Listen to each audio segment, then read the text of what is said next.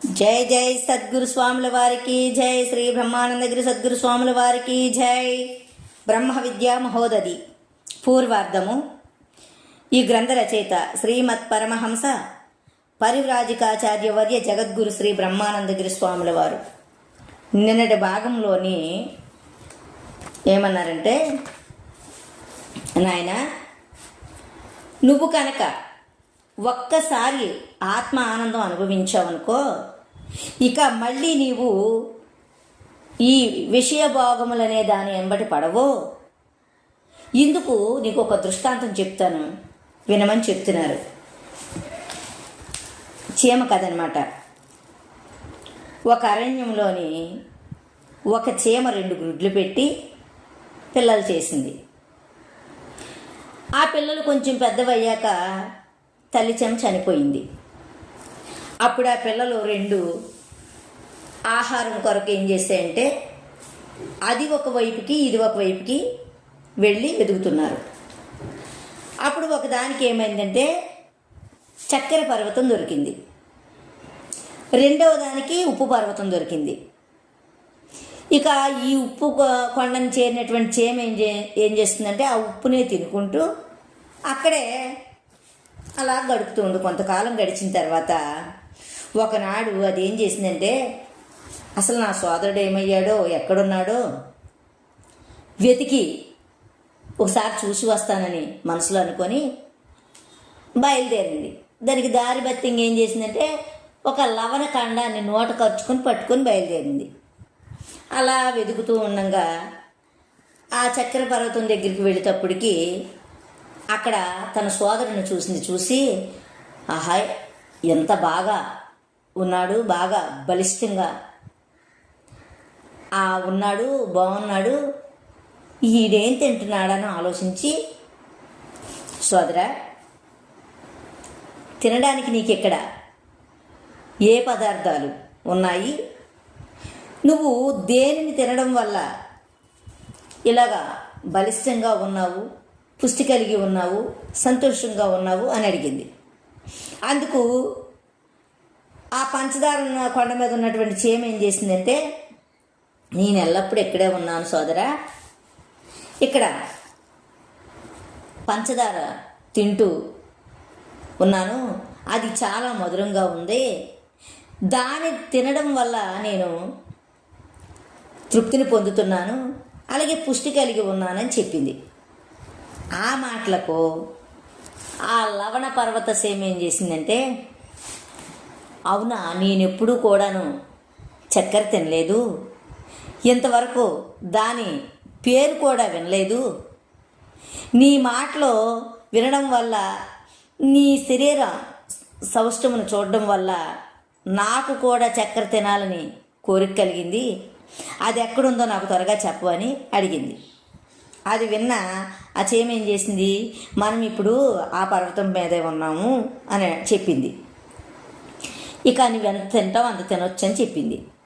అప్పుడు ఆ లవణ పర్వత చీమ ఏం చేసింది, లవణం వలె ఉప్పుగా ఉంది కానీ నువ్వు చెప్పినట్లు మధురంగా లేదని అడిగింది.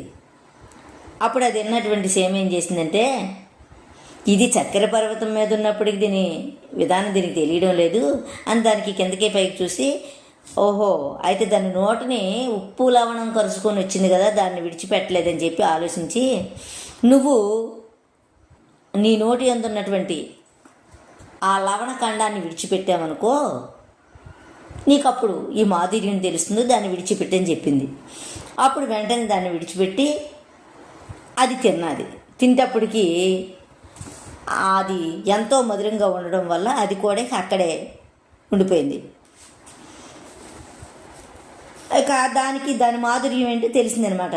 తెలిసి దానికి కూడా పరమానందం కలిగింది. అలాగా అంతఃకరణం అనే పర్వతం నందు ఆత్మరూపమగు చక్కెర ఉంది.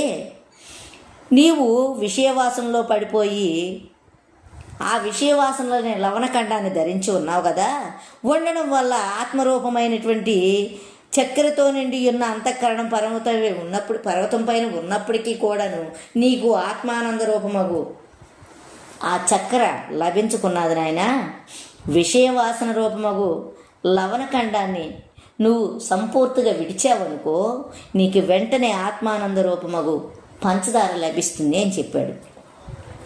చెప్పిన తర్వాత, నాయనా, నీవు దేహమే ఆత్మయని, దానితో అనుభవించుతున్న విషయ భోగాలే ఆత్మానందమని తలుస్తున్నావు.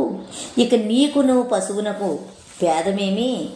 పశువు తన శరీరమునే ఆత్మగా చూస్తున్నట్లు పండితుడివయ్యు నీవు కూడా శరీరమునే ఆత్మగా చూస్తున్నావు. నీకు పశువుకు భేదం లేదు. ఇక నీకు మాత్రం ఎలా తెలుస్తుంది? పవిత్రమగు మానవ జన్మమెత్తి ఆత్మజ్ఞానం లేనటువంటి పశుతుల్యులు అవుతారు. కానీ అంటే పవిత్రమైనటువంటి మానవ జన్మెత్తి ఆత్మజ్ఞానం లేనటువంటి వారు ఎలాంటి వారంటే పశుతుల్యులు, అంటే పశువులు లాంటి వారు. కానీ మానవులు కానరని యోగ ఆత్మజ్ఞానమును సంపాదింపు. ఈ దేహము పుట్టక పూర్వము లేదు, అలాగే నశించిన పెదప ఉండపోదు. ఇది మధ్యన తోస్తుంది. నీవు దేహం పుట్టక పూర్వము ఉన్నావు, నశించిన పెదప ఉంటావు. ఇది నా దేహం అని చెప్తున్నావు, కానీ దేహం నీవు కాదు. దేహ సంబంధమైన స్త్రీ పుత్ర ధనాది పదార్థములు నావని తలుస్తున్నావు. ఒకవేళ అవి నీవే అయ్యాయనుకో, నీకు ఈ దేహం వచ్చినప్పుడే అవన్నీ రావాలి, దేహంతో పాటు అవి పోవాలి. అంటే ఆ దేహంతో అది రావడము లేదు, దేహం పోయినప్పుడు పోవట్లేదు. వాటికి నీకు ఏ విధమైన సంబంధం లేదు. అజ్ఞానం వల్ల దేహమే నేనని, స్త్రీపుత్రాది అలాగే ధనం, ఈ పదార్థాలన్నీ నావని తలుస్తున్నావు. కానీ అవన్నీ సర్వ విధాల దుఃఖదాయకాలే. భ్రాంతి వల్ల నీవు వాటిని సుఖమని తలుస్తున్నావు. ఏదైతే కావాలని అనుకున్నావో, ఒక వస్తువు కావాలనుకున్నప్పుడు అది ప్రాప్తించలేదనుకో, దానివల్ల నీకు దుఃఖం కలుగుతుంది. ఒకవేళ అది ప్రాప్తించినా దానివల్ల కూడా నీకు దుఃఖమే కలుగుతుంది. ఎందుకంటే దాన్ని కాపాడుకోవడానికి. మళ్ళీ కాపాడిన వస్తువు అది క్షీణించిపోయిందనుకో, నశించిపోయిన తర్వాత అది దుఃఖమే. ఇలాగ నువ్వు దాన్ని విచారణ చేసి చూసావనుకో, ఇక దాని యందు సుఖమే మాత్రం లేదు. విషయములందు తెలియబడే కించన్ మాత్ర సుఖము కూడా ఆత్మానందలేశమే కానీ విషయ సుఖము కాదు. అంటే ఈ విషయాల యందు కలిగినటువంటి ఆనందం కూడా ఆత్మానందమే కానీ విషయ సుఖము కాదది.